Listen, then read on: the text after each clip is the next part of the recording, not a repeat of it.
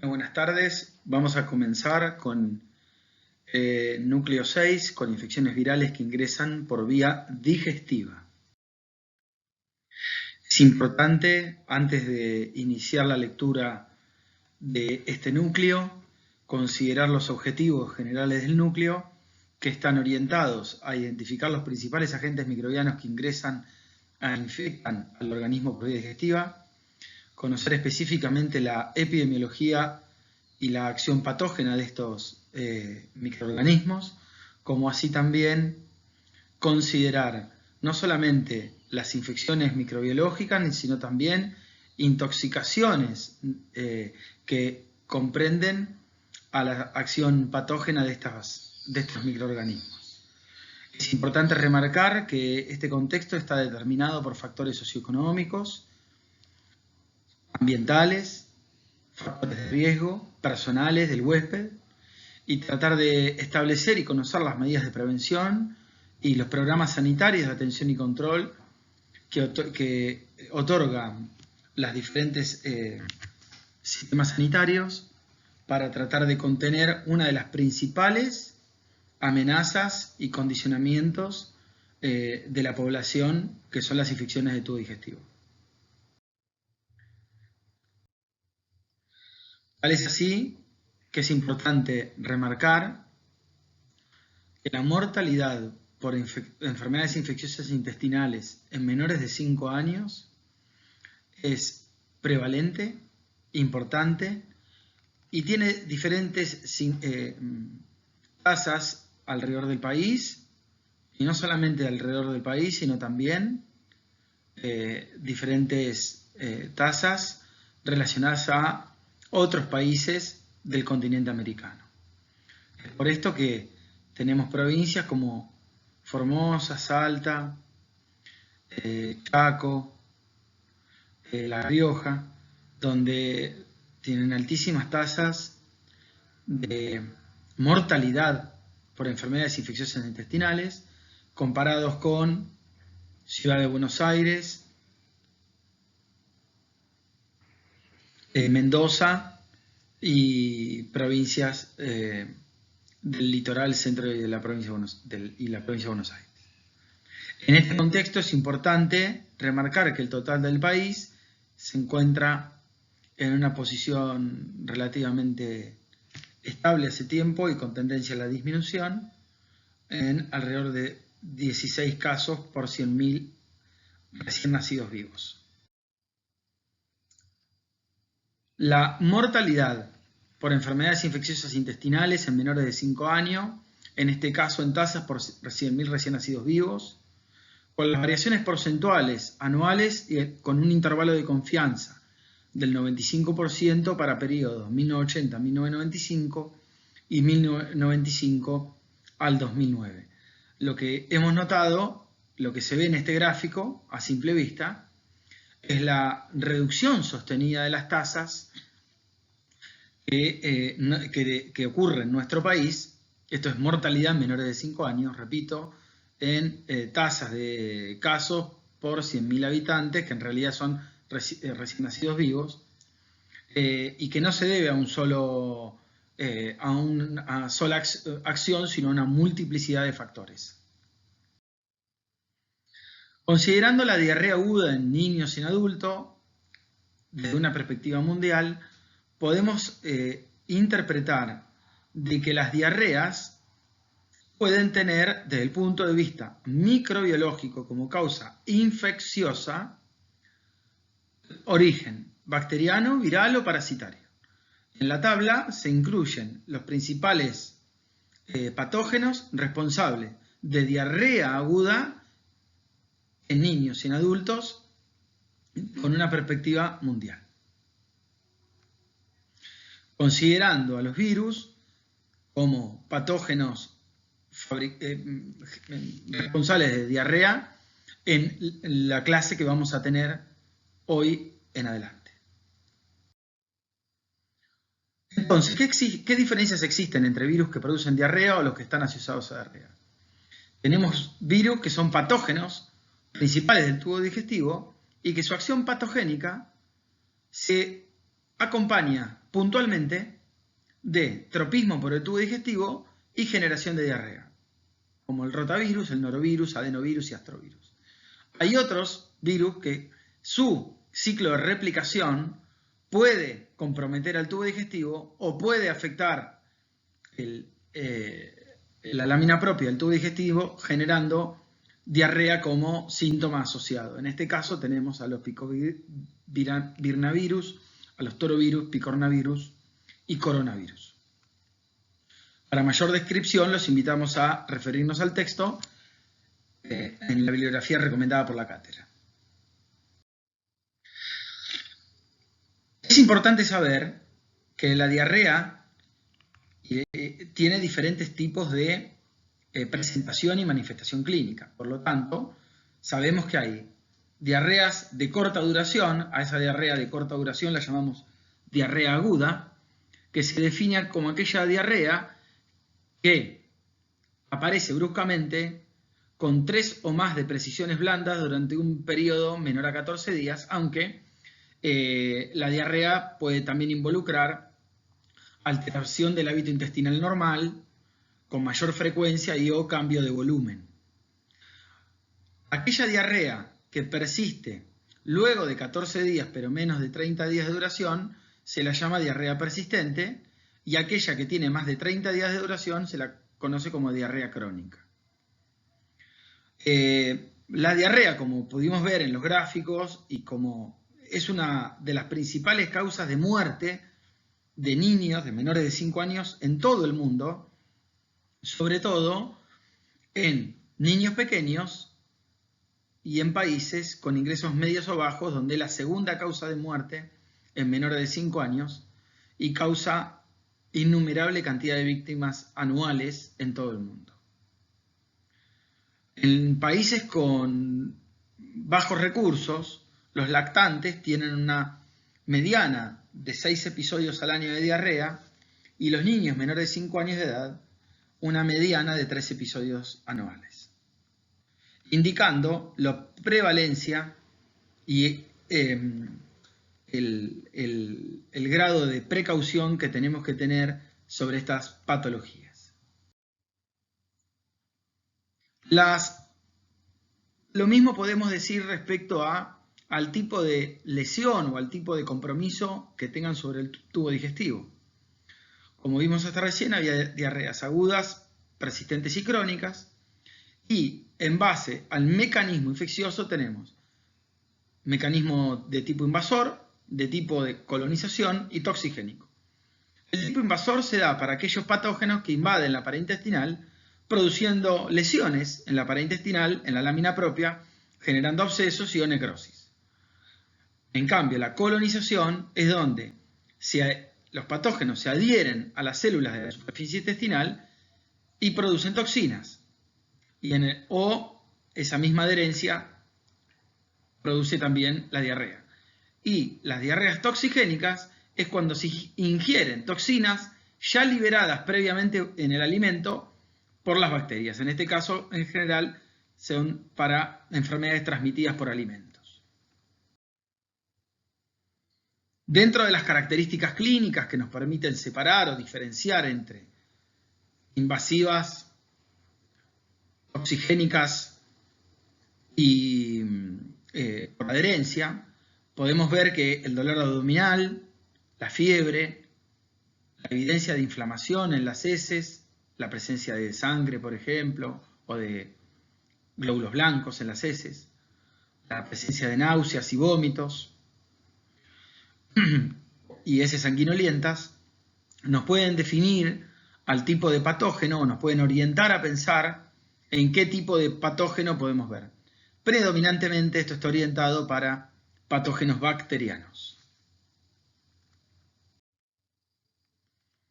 Como vinimos viendo hasta aquí, el tubo digestivo, anatómicamente, inicia en la vía, en la boca y termina en el ano, teniendo diferentes características anatómicas e histológicas y diferentes funciones que tienen que ver con el rol metabólico que cumple el tubo digestivo en el cuerpo humano, como así también diferentes tipos de tejidos que componen las diferentes estructuras.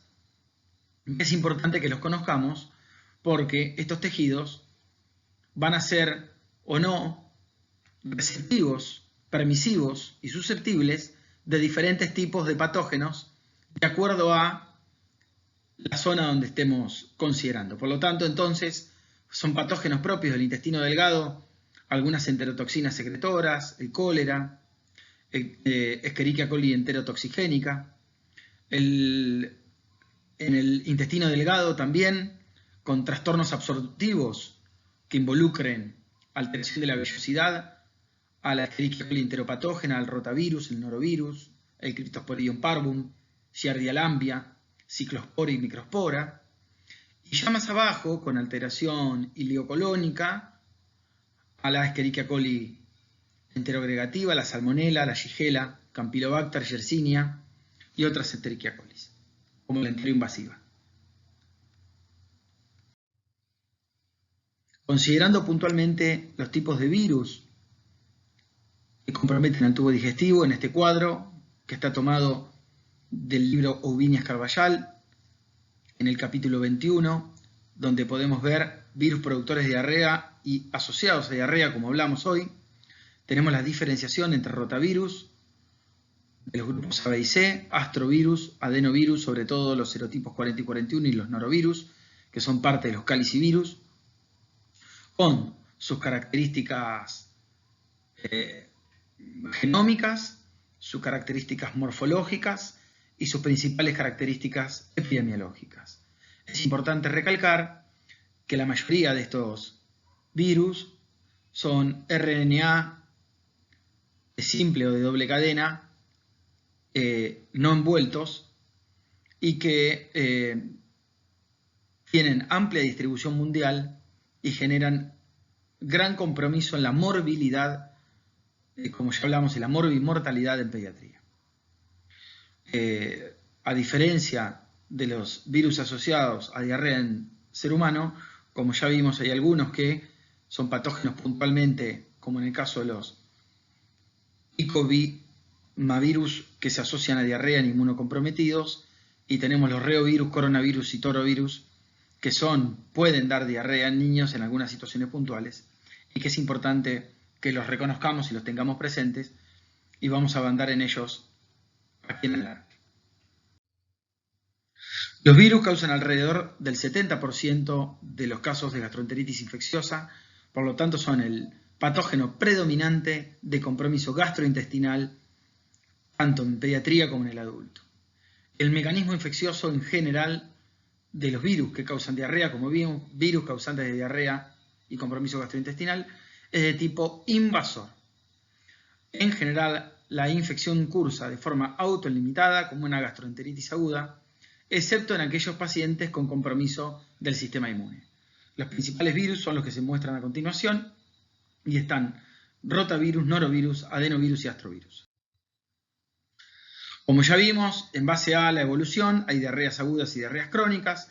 En general, las diarreas de tipo invasivo viral son diarreas agudas que duran menos de 2 semanas de evolución y son la forma predominante de los agentes infecciosos. Las diarreas crónicas en general hay que considerar puntualmente patologías no infectológicas como formas de diarrea crónica o a veces algunas otras asociadas a infecciones de mala resolución.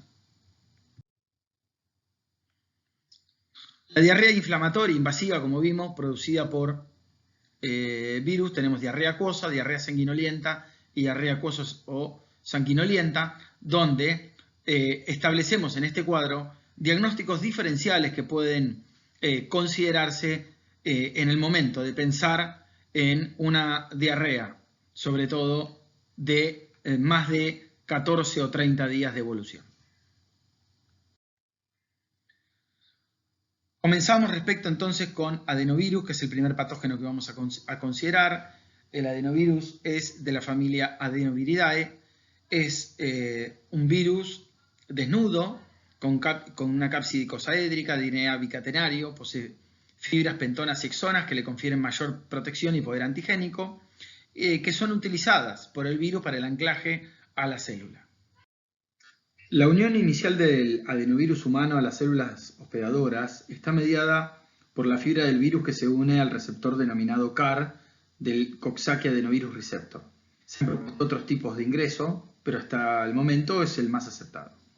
Una vez internalizado el virión, se logra cuando la proteína de la base del pentón se une con el contacto con las integrinas, el virus se decapsida y se transporta el genoma al núcleo a través de los microtúbulos, donde comienza la replicación del DNA viral a las 12 horas de producida la infección. En el núcleo tiene lugar la replicación del DNA, la transcripción, el ensamblaje y la maduración final del virión, como se puede observar en la figura aquí a la derecha. Se transcriben los mensajeros virales en el citoplasma y luego el egreso del adenovirus por lisis de la célula hospedadora. Ese es el mecanismo por el cual se genera la diarrea invasiva y las lesiones también en otros órganos, como se ven en el caso del adenovirus. El ciclo de replicación del virus tiene dos fases. Tiene una fase temprana, que produce la replicación del DNA viral, y una fase tardía que se caracteriza por la expresión de proteínas estructurales. Esto es importante ya que los lugares de replicación no son similares y las partículas virales, una vez extraídas, recordemos, terminan generando lisis celular. El virus es resistente a agentes físico-químicos. Por ser desnudos, son resistentes a la inactivación a temperatura ambiente y a la acción de solventes orgánicos, pero son susceptibles, por ejemplo, al hipoclorito de sodio, al glutaraldehído y el ácido sulfato de sodio. Por ejemplo, entonces el agua lavandina es importante, la lavandina, para la eliminación de estos tipos de virus. Son sensibles a temperaturas mayores de 56 grados y pierden infectividad con luz ultravioleta. Son estables a bajo pH y resistentes a secreciones gástricas y biliares, lo cual les permite pasar por la barrera estomacal y replicar en títulos altos en el intestino. Esta resistencia a agentes físicos y químicos también le permite sobrevivir por periodos prolongados a temperatura ambiente, y en cultivos celulares pueden tener una sobrevida de semanas a 4 grados y meses a años a medida que bajamos la temperatura. La transmisión del adenovirus puede transmitirse por vía respiratoria, por medio de gotitas de fluche, en menor medida por gotas mayores o por acumulación de manos contaminadas por vía fecal oral, por vía ocular o por agua contaminada. También puede transmitirse fomites como pañuelos, mascarilla de oxígeno, etc. Los adenovirus son virus respiratorios e infectan predominantemente la mucosa respiratoria, sobre todo los serotipos epidémicos 4 y 7. Es importante conocer esto porque cuando veamos infecciones respiratorias vamos a recordar a los adenovirus. Hay serotipos responsables de infecciones oculares, el 8, el 9 y el 11, que se propagan por contacto, manos contaminadas, y los serotipos entéricos, específicamente los que estamos viendo en este núcleo, que son los 40 y 41. Los adenovirus se encuentran distribuidos mundialmente y las infecciones ocurren durante todo el año, con un menor número de casos en verano, es mayor en invierno. La incidencia anual es mayor en niños que en adultos, y las infecciones por adenovirus suelen ser epidémicas, endémicas o esporádicas, siendo serotipos más frecuentes algunas especies sobre otras, sobre todo cuando consideramos qué tipo de infección estamos tratando o qué tipo de enfermedad. En este sentido, es importante remarcar que los adenovirus que producen infecciones respiratorias son predominantemente los serotipos 1, 2, 5 y 6, en mayor medida endémicos, mientras que los serotipos 3, 4, 7, 14 y 21 se relacionan con brotes epidémicos, sobre todo en comunidades cerradas, sobre todo internados, guarderías, etc. Los patrones epidemiológicos de la infección respiratoria por adenovirus en poblaciones civiles, o en general, en la población general, difiere de otros tipos de poblaciones, ya que se han visto brotes sobre todo en militares. La prevención de estas infecciones como ya dijimos, las medidas de aislamiento, sobre todo, se han instrumentado con buenos éxitos. Los serotipos 8, 19 y 37 son causantes de infección ocular y, como dijimos, los 40 y 41 de forma endémica en todo el mundo a infecciones gastrointestinales. En la República Argentina, la infección respiratoria aguda baja y la infección respiratoria alta, vamos a hacer alguna mención en el núcleo de respiratorio, sobre todo para este tipo de virus. Dentro de las manifestaciones clínicas, tenemos que recordar que, en este caso, la invasión del adenovirus al tejido digestivo está predominantemente relacionada con los serotipos 40 y 41. En este caso, a las infecciones gastrointestinales ocurren en un 3 a un 15% de las gastroenteritis infantiles y son el segundo agente más importante de diarrea infantil en nuestros tipos de países después del rotavirus. La diarrea es usualmente acuosa, no sanguinolenta y sin leucocitosis y puede durar un promedio de 10 días.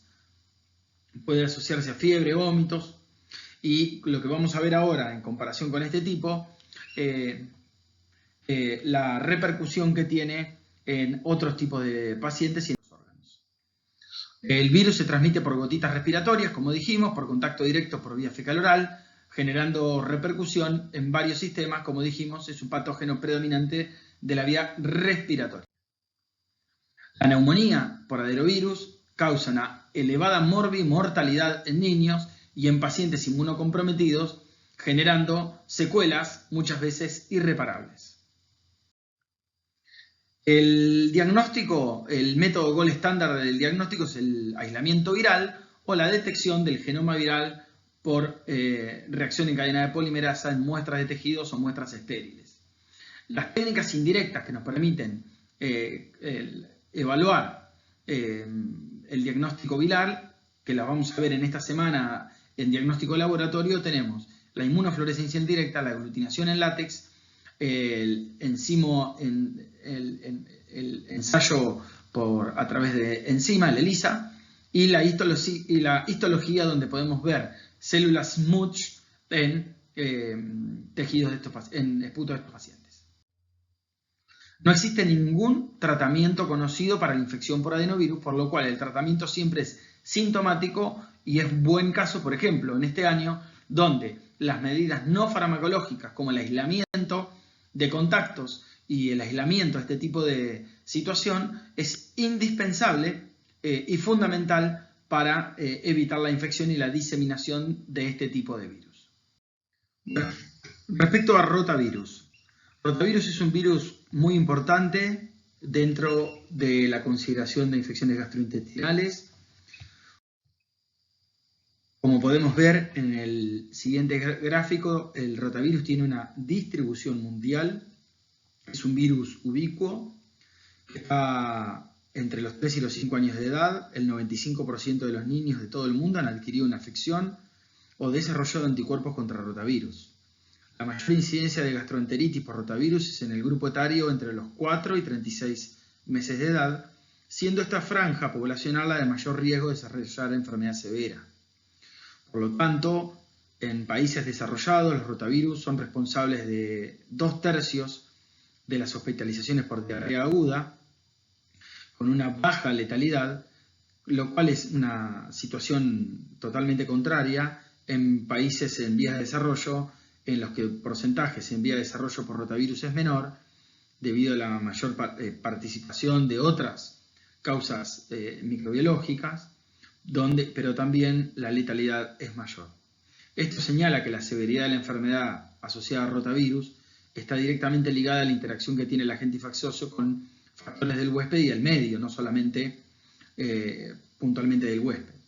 Así que las condiciones socioeconómicas deficientes o la deficiencia de tratamiento de excretas o la posibilidad de tratamiento adecuado y el acceso a la salud son importantes para contener la mortalidad asociada a rotavirus.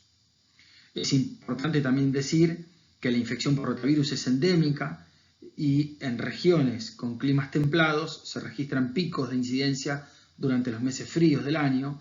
Este patrón estacional es mucho menos marcado en regiones tropicales, desconociéndose las causas que determinan esto, pero también aumenta en épocas de lluvia. A pesar de las diversidad de serotipos que vamos a ver a continuación, no hay un patrón definido. En general, circulan dos o más diferentes tipos de genotipos. En Argentina no hay una diferencia significativa con lo que está publicado en el resto del mundo, y hay varios laboratorios en el país que se encargan de seguir diarreas por rotavirus, siendo lo mismo la población mayormente afectada los niños menores de 2 años de edad, de los cuales la morbimortalidad relacionada a este virus ha condicionado la introducción, como vamos a ver posteriormente, de una vacuna contra el rotavirus en el calendario nacional de vacunación. Bueno, los rotavirus fueron descubiertos ya hace 40 años más o menos. Se están clasificados dentro de la familia Reoviridae, integran un grupo de 12 géneros, dentro de los cuales hay patógenos para mamíferos y dentro de esto para humanos, como también para otros mamíferos. La proteína viral completa es relativamente estable en el ambiente, son resistentes a diferentes tipos de solventes y detergentes iónicos, y su infectividad se mantiene en pHs ácidos y alcalinos, pero la proteína BP4 pierde selectivamente la estructura viral a pHs menores que 3. Los rotavirus son virus desnudos, de simetría icosaédrica, y la estructura viral es una cápside formada por 3 capas proteicas, dentro de las cuales existen diferentes proteínas que confieren antigenicidad, valiendo la pena remarcar que el genoma viral está compuesto por un RNA de doble cadena segmentado en 11 porciones. Estas porciones codifican para proteínas estructurales BP1, BP4, BP6 y 7, y 6 no estructurales. Cada segmento codifica para una proteína estructural o no estructural, y el genoma viral segmentado posibilita la reasociación de los segmentos durante la replicación del virus. Así como las coinfecciones con 2 o más cepas de rotavirus pueden originar una progenie viral cuyo material genómico contenga segmentos de diferentes tipos de virus.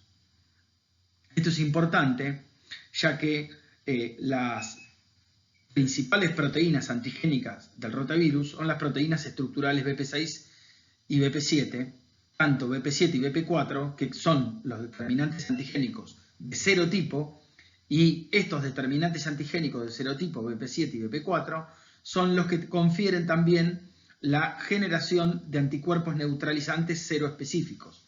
Esto quiere decir que durante la infección van a conferir inmunidad protectora en las sucesivas reinfecciones por el virus.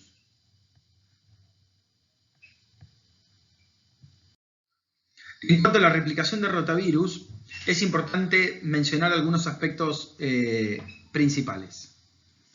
El proceso de replicativo es citoplasmático y solo las partículas virales completas tienen una capacidad de unirse a las células susceptibles, pero para esta unión no requieren de las proteínas estructurales que confieren antigenicidad y confieren neutralización por anticuerpos. No se conoce un receptor celular para la adsorción a la célula huésped, pero se postula que podría haber un complejo de proteínas celulares inmersas como responsables. Luego de la unión a receptor, el virus es internalizado por un proceso que requiere actividad celular, y este mecanismo de penetración del virus a la célula es motivo de controversia, pero se postula endocitosis mediada por receptor, seguida por un transporte de partículas dentro de lo que es facilitado por la permeabilización de la membrana por BP4. En este caso es importante, ya que el mecanismo in situ citoplasmático de activación de transcripción requiere a BP1 y la actividad de la RNA polimerasa viral. Se liberan alrededor de 1000 partículas de virus por gramo de materia fecal, lo cual es importante, y los virioplasmas, las partículas subvirales, brotan hacia el retículo endoplásmico y una vez que salen de la célula, la progenie viral al lumen intestinal por lisis celular. Recordemos que tanto adenovirus como rotavirus son gérmenes patógenos invasivos y producen destrucción del epitelio intestinal. A pesar de que en los estadios avanzados de la infección ocurre una extensa lisis celular, muchas partículas pueden sobrevivir y estas estructuras celulares estarían asociadas a funciones de transporte intracelular. Es importante marcar que el tropismo celular de los rotavirus está restringido casi con exclusividad a las células epiteliales del intestino delgado y la replicación viral inhibe en los enterocitos la síntesis de DNA, RNA y proteínas celulares y aumenta la permeabilidad a la membrana celular de ciertos minerales como calcio, sodio y potasio, observándose tempranamente vacuolas inclusiones citoplasmáticas dentro de la fase de replicación viral en este caso, en el ciclo replicativo, que finalmente va a condicionar también a la lisis celular. Los rotavirus replican en el tracto intestinal solo en enterocitos maduros y los cambios histopatológicos se limitan exclusivamente al intestino delgado, pudiéndose observar alteraciones histológicas como acortamiento, destrucción de vellosidades intestinales, infiltración de células mononucleares de lámina propia y elongación de las criptas. Los enterocitos infectados también dependen de la porción apical, que podemos ver en algunas células, con destrucción de la funcionalidad y alteración clara de la funcionalidad del intestino delgado. Ahora vamos a ver un poquitito más en detalle el rol que tiene la liberación de la enterotoxina y NSP4. De acuerdo a las proteínas estructurales de la cápside viral, se han determinado que existen 7 serotipos que son catalogados de la A a la G, con distribución mundial y segmentación geográfica, como podemos ver en el gráfico del inferior. Previo a la instauración de la vacuna, G1 fue la causa más frecuentemente encontrada a nivel global y actualmente los tipos P4, 6, 8 y 9 son responsables de más del 95% de las enfermedades por rotavirus a nivel mundial. Una vez entonces, como dijimos, que se producen los viriones y se libera el virus, se genera una liberación de enterotoxina liberada a partir de la producción y la progenie viral, provocando diarrea por destrucción celular que ha llevado al cuadro de deshidratación severa, ¿no? Este mecanismo, NSP4, que ha sido asociada como la enterotoxina viral, sería capaz de inducir en las células intestinales una señal que desencadena la movilización de calcio intracelular y la secreción de cloruros, produciendo una alteración metabólica intracelular, además de alterar el metabolismo de la glucosa y afectar el citoesqueleto celular de las células epiteliales de la lámina propia. También se postula que los receptores celulares para NSP4 son edad dependiente, disminuyendo significativamente con el aumento de la edad, y esto justificaría que este patógeno sea predominante de los primeros 24 a 36 meses de vida. De este modo, la patogénesis de diarrea por rotavirus podría ser multifactorial, participando el daño y la alteración funcional generada por la replicación viral, como también por el desequilibrio electrolítico celular que se genera a través de la liberación de la enterotoxina viral y la estimulación del sistema nervioso entérico que genera este patógeno. Respecto a la clínica y a la epidemiología puntual del virus, el tropismo intestinal es crítico en la patogénesis del rotavirus, ya que el intestino delgado es el órgano blanco de la infección por estos virus y el cuadro clínico resultante es la diarrea, en la mayoría de los casos sintomáticos. Sin embargo, hay reportes que demuestran que el rotavirus puede tener también manifestaciones extraintestinales, sobre todo cuando los grados de compromiso inmune son significativos. Respecto a la diseminación, puede llegar a alcanzar tejidos extraintestinales como la vía respiratoria, explicando en algunos pacientes diarreas prolongadas, excreción viral prolongada y diseminación viral a otros órganos como la vía respiratoria, el hígado o el riñón. En general, las infecciones por rotavirus son asintomáticas. Recordamos que esto está relacionado con el tipo de huésped, ya que a menor edad hay mayor clínica y generando con adultos y niños mayores poblaciones que resultaran ser reservorios importantes para la transmisión de este virus a hospedadores más susceptibles, como son niños de muy corta edad, repetimos, de 4 a 24 o 36 meses de vida, y la resistencia a estas condiciones ambientales de rotavirus o a las características propias de diseminación viral tienen que ver con su participación y vía de contagio, como ya dijimos que normalmente fecal oral, aunque podría ser oral o respiratoria si eso las condiciones fueran propicias, y también generar otros tipos de formas de contagio que no sean solamente fecal oral. El periodo de incubación es de 1 a 3 días y, como ya dijimos, las manifestaciones clínicas normalmente son gastrointestinales, predominantemente en aquellos pacientes de 4 a 24 a 36 meses.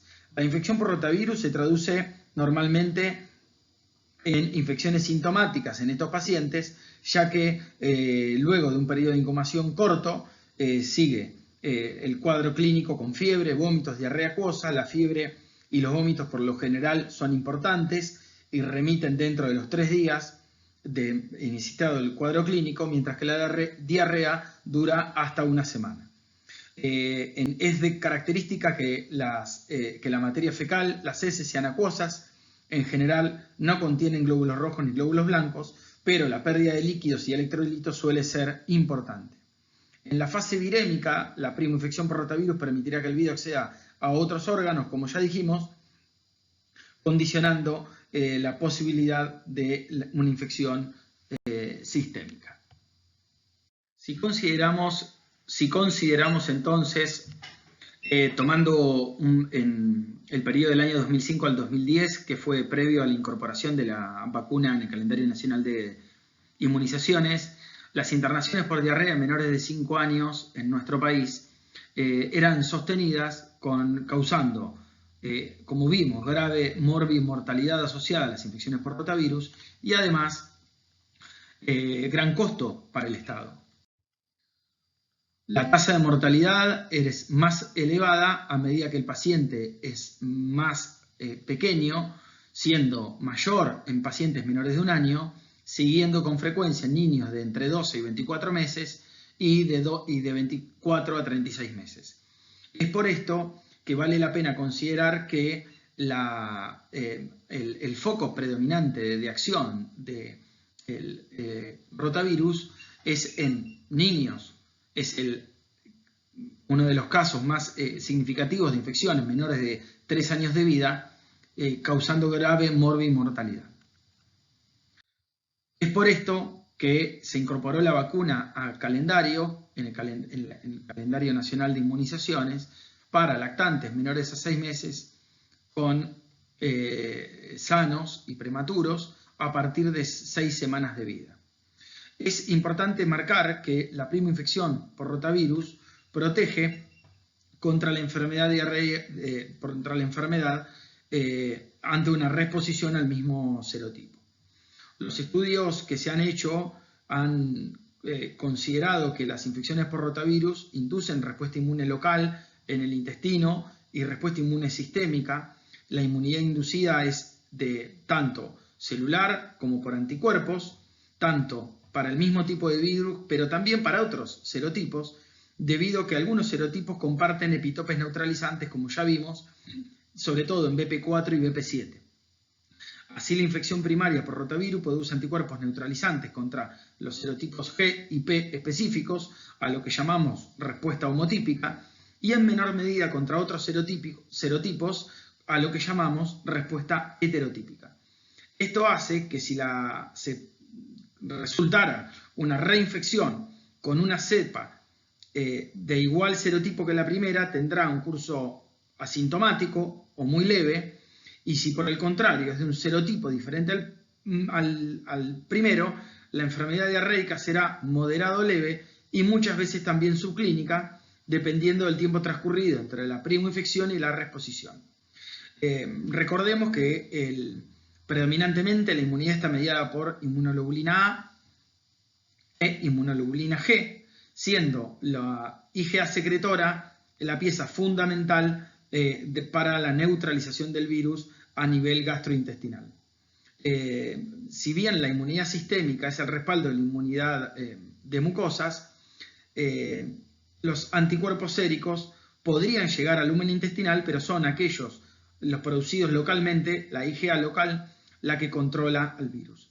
También es importante remarcar que la inmunidad celular, predominantemente CD8, juega un rol importante luego de las 2 semanas posteriores a la infección, limitando la replicación viral en el intestino, ya que los linfocitos CD4, que están involucrados en la respuesta inmune local de anticuerpos, predominantemente en un fenotipo TH folicular y TH2, potenciando la respuesta a nivel sistémico. La única manera entonces de medir la inmunidad en niños es evaluar la producción de IgA en mucosa local, que no se correlaciona con la sérica, o sea, no podemos tomar una medida como conferencia de parámetro de protección, la IgA en sangre periférica, por lo que se recomienda la lactancia materna como única medida de prevención por el pasaje de IgA en leche materna, ya que las infecciones no confieren inmunidad completa, como vimos, pero pueden prevenir enfermedad severa y reinfecciones. La vacuna que tenemos contra rotavirus es una vacuna monovalente, que es Rotarix, que es una vacuna virus atenuado, que tiene administración oral, se da por boca, son 2 dosis, una a las 6 semanas, con un intervalo de 4 semanas y se deben completar antes de la semana 24. Tiene replicación intestinal y se elimina por materia fecal con un pico de eliminación a la semana de la dosis inicial. La eficacia para las diarreas en modo global depende del serotipo, pero fue para 91% para G1, 86% para G3, 90% para G9 y 71-77% para rotavirus no G1, con una eficacia global del 86% contra hospitalizaciones asociadas a infecciones por rotavirus, con una eficacia del 90% para diarrea grave en general y 70% para todos los tipos de diarrea por rotavirus. Por lo tanto, esta es una muy buena vacuna para prevenir infecciones por rotavirus. Hay una vacuna pentavalente que es la Rotatec, que tiene una eficacia mayor, cercana al 98% para formas graves, sobre todo por rotavirus de G1 a G4, y el 74% para diarreas en general asociadas a rotavirus, con disminución del 96% de internaciones y un 94% de las consultas a los servicios de guardia. Esta vacuna es la recomendada, la pentavalente es la Rotatec, que tiene algunas contraindicaciones asociadas a vacunas, sobre todo, como sabemos, para vacunas a virus vivo atenuado, que son inmunocomprometidos, enfermedad intestinal crónica o anomalía del tubo digestivo, internados en neonatología, gastroenteritis moderadas a severa en curso. No debe ser indicadas en niños con alergia al látex. Se pueden indicar con otras vacunas a virus vivo, con otras vacunas que se dan en ese momento, que son vacunas inactivadas, y tiene una contraindicación relativa en episodios febriles leves. Se han manifestado efectos adversos. El evento más importante fue la fiebre, pero también hay reportes similares contra placebo. Se han asociado con vómitos y diarrea y no se la asoció con involución intestinal. Los datos demuestran que en estos casos observados en otros trabajos, como ha habido para otros tipos de vacunas, en este caso no se han demostrado, por lo tanto se ha permitido su licenciamiento y su aplicación en estos pacientes. Respecto a las consideraciones históricas que tiene que ver con la prevención de diarreas asociadas a rotavirus, hay que hacer 2 consideraciones. La primera es que la diarrea en general, las gastroenteritis virales, en este caso por rotavirus, debe alertar a la población a concurrir tempranamente a la consulta médica y a las decisiones sanitarias, también a mejorar las condiciones de saneamiento ambiental y mejorar las condiciones de acceso a la salud para detectar tempranamente infecciones de este tipo y personalizar el tratamiento oportuno que esto supone. Respecto al desarrollo de medidas de prevención y profilaxis, en este caso profilaxis activa con vacunas frente a rotavirus, se han desarrollado la obtención de vacunas de administración oral a virus vivo atenuado capaz de replicar en forma limitada en el intestino para no generar un cuadro clínico significativo que genere patología asociada a esta aplicación. Las estrategias de desarrollo de vacunas han sido dos. Una, como vimos, en base a una sola cepa de virus de origen animal humano, conocidas como vacunas monovalentes, y las segundas con el uso de más de una cepa, vacunas multivalentes, como vimos, la pentavalente, la Rotatec. Estas utilizan varios serotipos virales que son producto de reordenamientos genéticos en virus animal y humanos, a lo que hemos atravesado y aplicamos actualmente. Norovirus. El norovirus es un pequeño virus esférico de ARN en sentido positivo de cadena simple, desnudo, como vimos. Este virus, conocido como virus Norwalk, se describió al observar por microscopía electrónica muestras de heces de adultos en un brote de gastroenteritis aguda en Estados Unidos.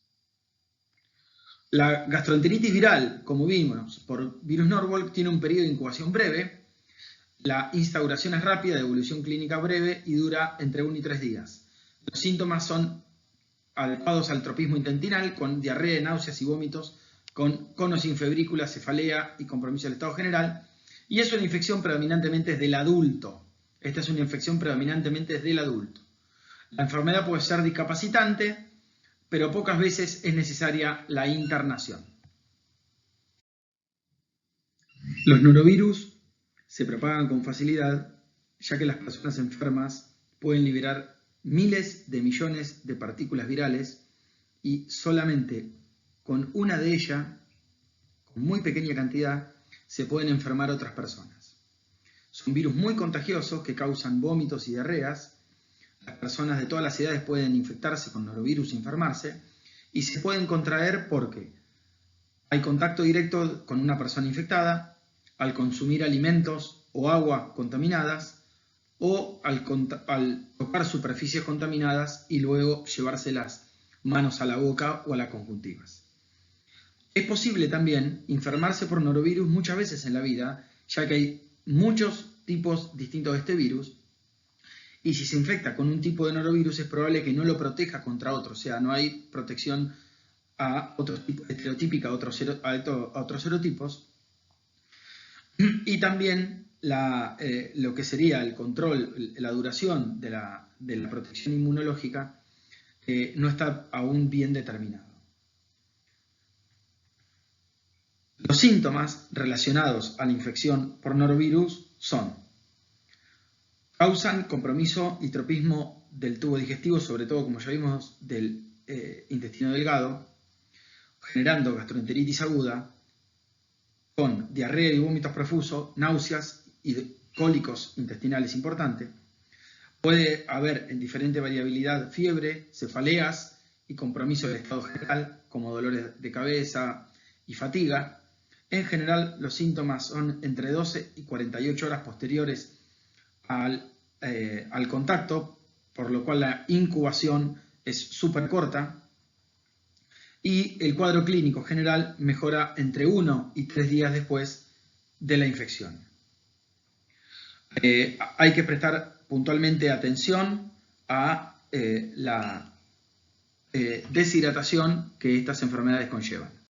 Respecto al diagnóstico de infecciones por norovirus, es importante recordar, como para todas las muestras de diagnóstico viral en lo que estamos considerando, el diagnóstico directo a través de detección de partículas virales por reacción en cadena polimerasa de heces, vómitos o muestras ambientales, por ejemplo, agua, alimentos contaminados, sobre todo en casos de estudios bromatológicos, microscopía electrónica sobre muestras de heces en situación de brote, que puede ser muy útil, inmunoanálisis o enzimo-inmunoensayo.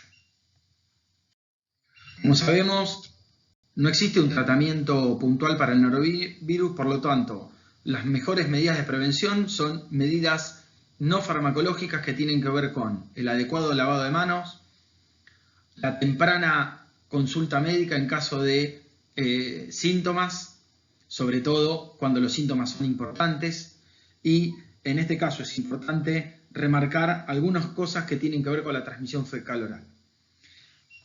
Primero, una buena higiene de manos. Lavarse bien las manos con agua y con jabón, especialmente después de ir al baño o cambiar pañales. Siempre antes de comer, preparar alimentos o manipular alimentos. Y antes de tomar medicamentos o dárselos a otras personas. Se puede encontrar norovirus en vómitos, en diarrea, en materia fecal, en fomites. Y muy tempranamente luego de sentirse enfermo. Y el virus puede estar persistente en la materia fecal hasta 14 días posterior de la recuperación y durante el periodo de convalecencia. Por lo tanto, esto es importante remarcar, ya que aquellas personas que han padecido una infección por norovirus pueden seguir eliminando virus hasta 2 semanas después. Lavarse bien las manos. Manipular adecuadamente los alimentos y prepararlos de manera segura. Esto quiere decir que el lavado de frutas y verduras y la adecuada cocción a temperaturas adecuadas es fundamental para la prevención de la contaminación por norovirus. Cuando uno está enfermo, no preparar alimentos y cuidar que las otras personas no se enfermen. Esto es importante, como ya vimos que uno puede eliminar virus durante y después de la infección, hay que proporcionar adecuado aislamiento hasta 2 días después de que se hayan ido completamente los síntomas y con adecuado lavado de manos y adecuado lavado y tratamiento de los alimentos. No es menor la limpieza y la desinfección de la superficie, ya que, como vimos, el virus puede estar presente tanto en el contenido gastrointestinal, en los vómitos, como en la diarrea, y es importante lavar bien todos, no solamente los baños, sino toda la casa, ya que los productos desechables se pueden ser contaminados y esto es importante para asegurar que no se disemine la enfermedad en otros ambientes. Los norovirus son sensibles a hipoclorito de sodio o a soluciones cloradas en diluciones de 1000 a 500 partes a 5000 partes por millón. Por lo tanto, esto con 5 a 25 cucharaditas de té de lavandina en 4 litros de agua son suficientes para desinfectar todas las superficies. Esto es algo similar a lo que estamos usando para virus corona. Y recordar que el adecuado lavado de ropa es fundamental porque también la ropa puede contener partículas virales que son muy resistentes y pueden ser transmitidas a otras personas o contaminar superficies. Como vimos hasta aquí, y es un virus altamente infectante y de corto periodo de incubación, no existe al momento ninguna vacuna disponible frente a este tipo de patógeno. Sí hay que considerar medidas de aislamiento e higiene extrema en situación de brote, consumir agua segura, que puede ser por inclusive con el agregado de agua lavandina o hipoclorito de sodio.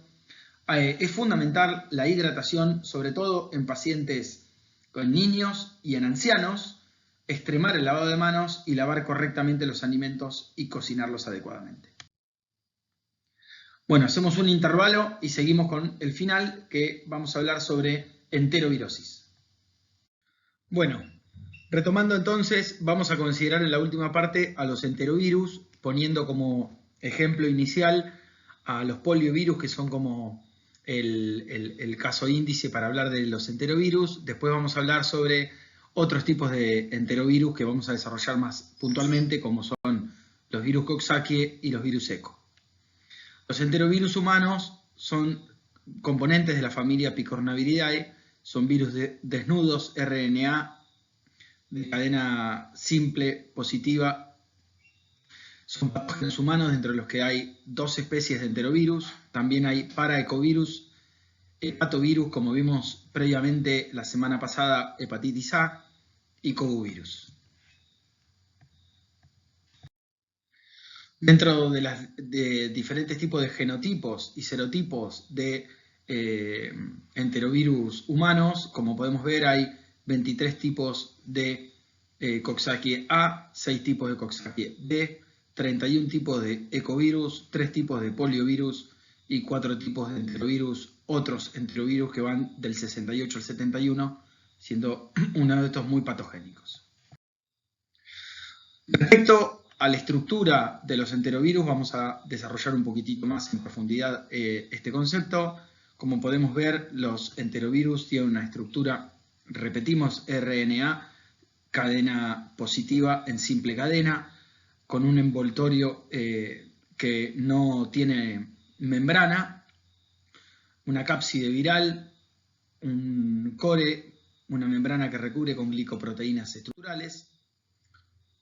La estructura, como vimos, es desnudo con una cápside icosaédrica que es resistente a desinfectantes comunes, pero puede ser inactivado por hipoclorito de sodio, formaldehído o glutaraldehído.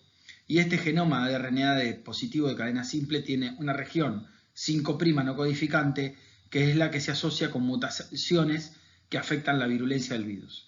Tiene un alto grado de variabilidad genómica, siendo la región no codificante la más conservada. Respecto a la patogenia de los enterovirus, el hombre es su único reservorio conocido. Tiene diseminación persona a persona, fecal-oral, oral-oral, que podría ser también por vía respiratoria, sobre todo en gota gruesa, y obviamente por aguas contaminadas, por heces contaminadas. Y hay que considerar para algunos tipos puntuales de enterovirus, por ejemplo, enterovirus 70 contamina materiales y ropa, alimentos contaminados, sangre infectada, que podría ser responsable de algunos tipos de infecciones connatal y congénita para algunos tipos de enterovirus, y como vamos a ver para otros tipos de Coxsackie y ecovirus para conjuntivitis epidémicas. Respecto a la patogenia, una vez que ingresa al organismo, la primera replicación se da en amígdalas, pasa la barrera ácida estomacal y replica las placas de Peyer del intestino delgado, donde empieza a generar eliminación por materia fecal de viriones infectantes, conocida como virocupria. Multiplica en ganglios linfáticos cervicales y en ganglios linfáticos mesentéricos profundos, adquiriendo circulación sistémica, generando una viremia menor o primaria. Luego de esta viremia menor o primaria y en circulación sistémica, invade el sistema retículo endotelial a ganglios linfáticos, hígado vaso y médula ósea, generando una viremia mayor. De estos pacientes que adquieren viremia mayor, menos del 10%, entre un 5% de promedio, tienen compromiso del sistema nervioso central, y algunos de estos pacientes, el 1% del total, desarrolla síntomas y complicaciones conocidas como parálisis flácida, que confiere el diagnóstico de polio paralítica, donde hay replicación viral en las neuronas con destrucción de las neuronas y su consecuencia parálisis flácida paralítica. La virocupria es muy prolongada en algunos pacientes y está relacionada al estado inmune del paciente, generando una infección completa en las primeras 2 semanas de la infección.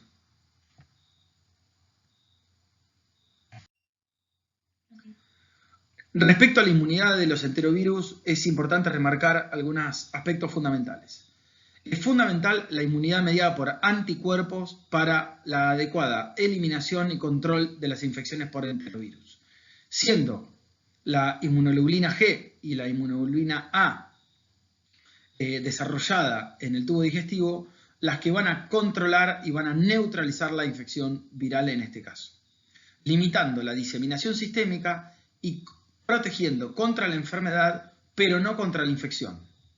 Esto es importante, ya que si logramos establecer un control para la diseminación, el virus puede infectar, pero no va a diseminar, sino va a generar compromiso sistémico y no va a invadir el sistema nervioso central.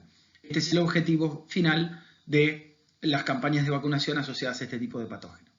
La inmunidad celular podría estar relacionada con las complicaciones asociadas a la infección viral, como en algunos casos se ha descrito la miocardiopatía dilatada.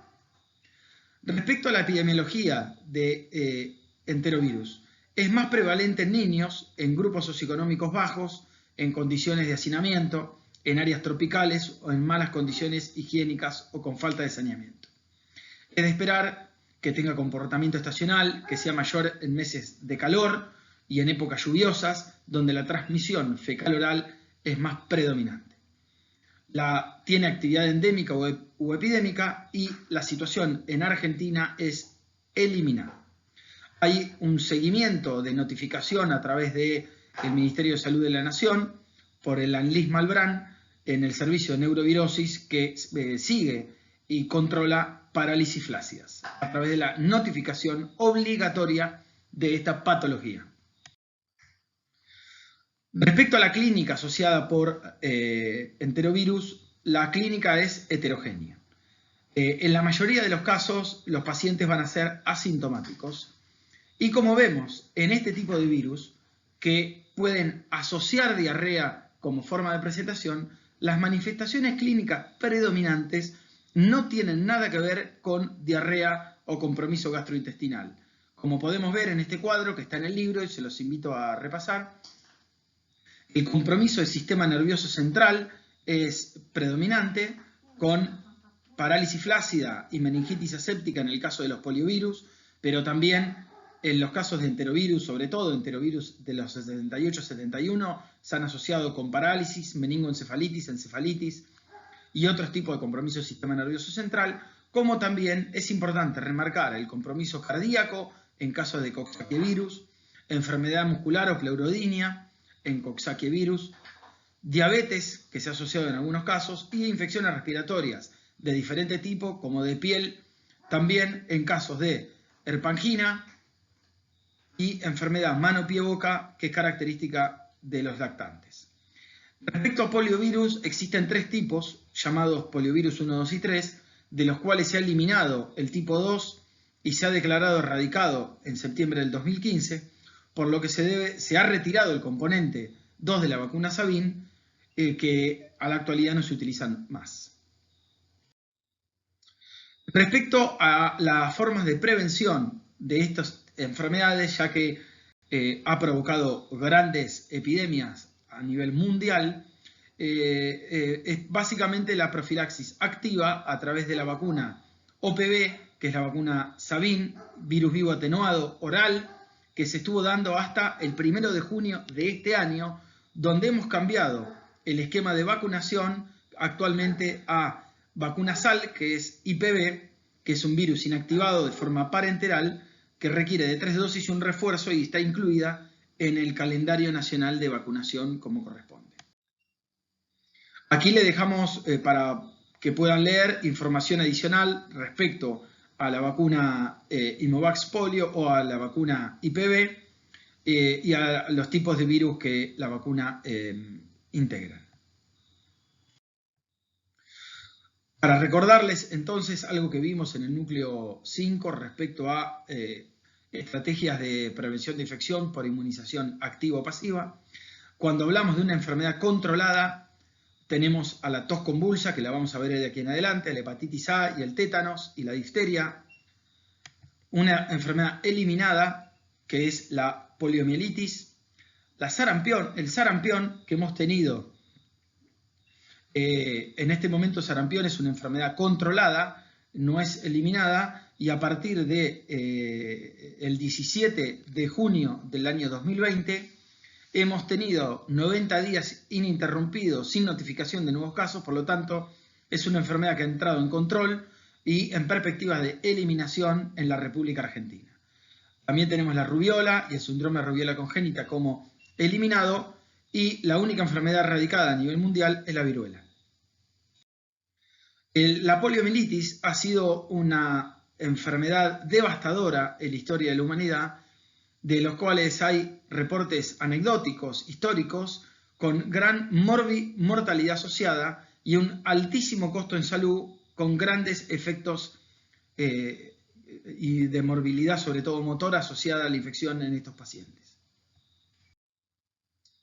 Ha habido epidemias importantes de poliomielitis en Argentina en el año 1953 con 2.700 casos, en el año 1956 con 6.500 casos, el brote de 1968 que se extendió durante 6 años con múltiples consecuencias, y a partir del año 1971 se empezaron operativos masivos de vacunación con vacuna OPV, con Sabin, en conjunto a la vigilancia. En 1977 hemos logrado el control de la poliomielitis, de la enfermedad asociada a polio, y en 1984 se han descrito diferentes tipos de brotes aislados de polio de tipo predominantemente tipo 1. La vacuna Salk se introdujo a fines de los años 50, detuvo la epidemia del 64 con la ayuda de vacuna Sabin. Desde el año 1984 a la actualidad no se ha registrado ningún caso nuevo de poliomielitis salvaje en la República Argentina. Es importante reconocer la historia de la vacunación como enfermedad inmunoprevenible, ya que hay solo 2 países en el mundo que continúan con poliomielitis endémica por virus salvaje, y desde el año 2014 en Nigeria, en el África, ya no existe circulación de virus salvaje. Es la próxima enfermedad con tendencia a ser erradicada luego de la viruela. Es importante remarcar esto porque estas enfermedades, de las cuales nosotros no tenemos antecedente y no nos recordamos haberlas visto, han causado grandes patologías y comorbilidades y tienden a ser el principal enemigo de la enfermedad, la vacunación, ya que la gente se olvida de lo grave que ha sido esto, y es importante remarcar y transmitir este concepto a otras personas que no saben de este tema, ya que es la vacunación lo que ha logrado la adecuada control y contención de la enfermedad. Aquí les dejamos un breve resumen en base a el último año en donde han sido reportados casos de poliomielitis salvaje en las Américas.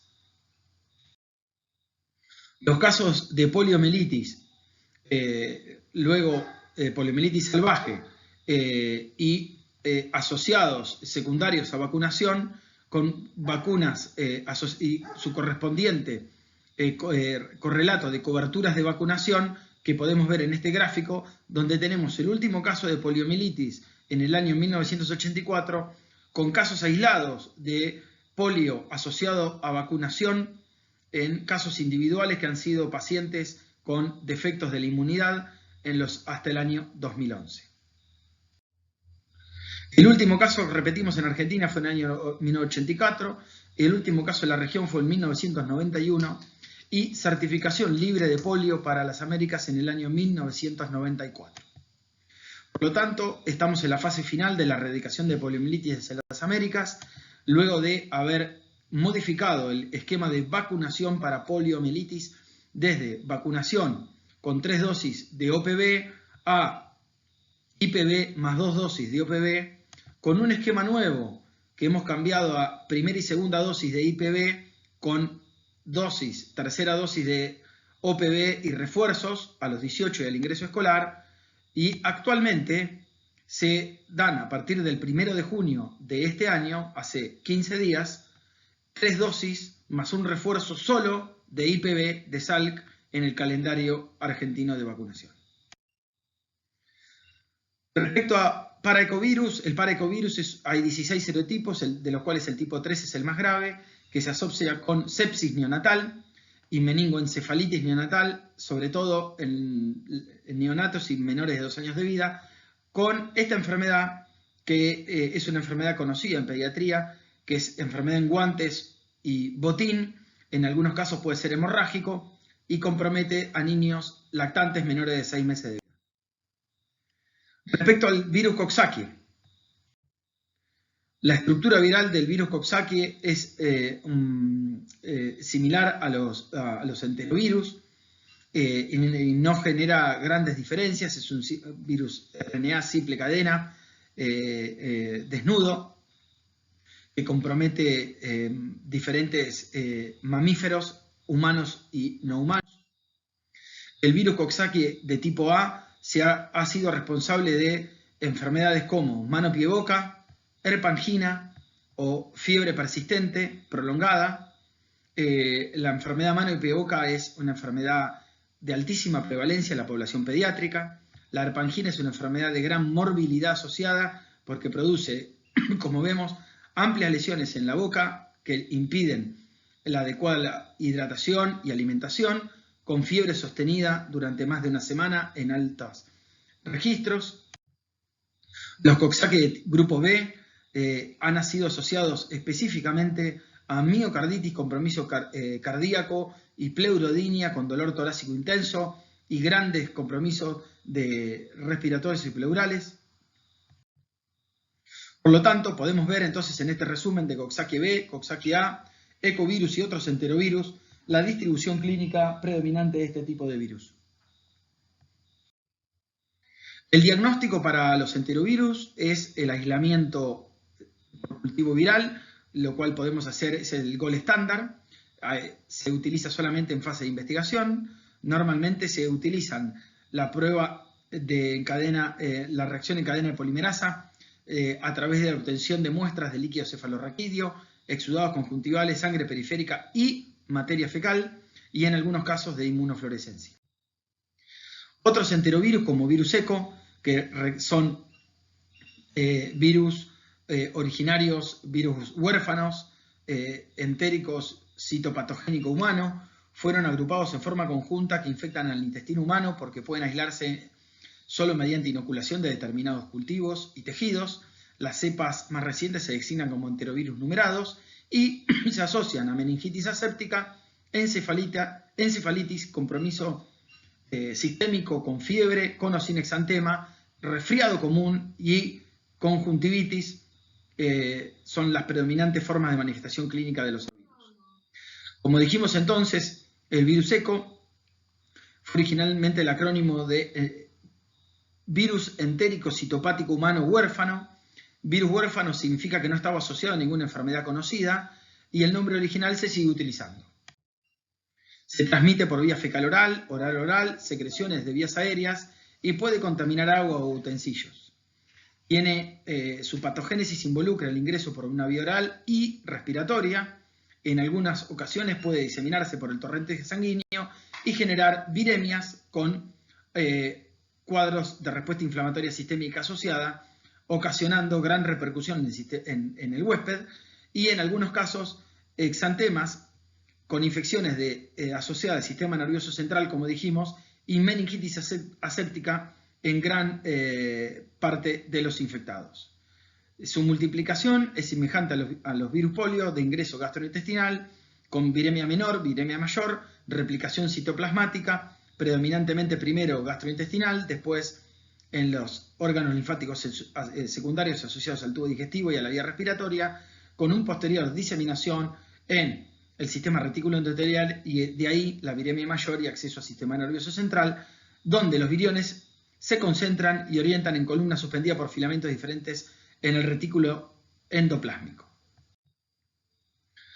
La conjuntivitis hemorrágica es característica de los virus ECO, donde se puede asociar un periodo de incubación de un día con una remisión a 10 días, más frecuentemente en adultos, y es de alta contagiosidad.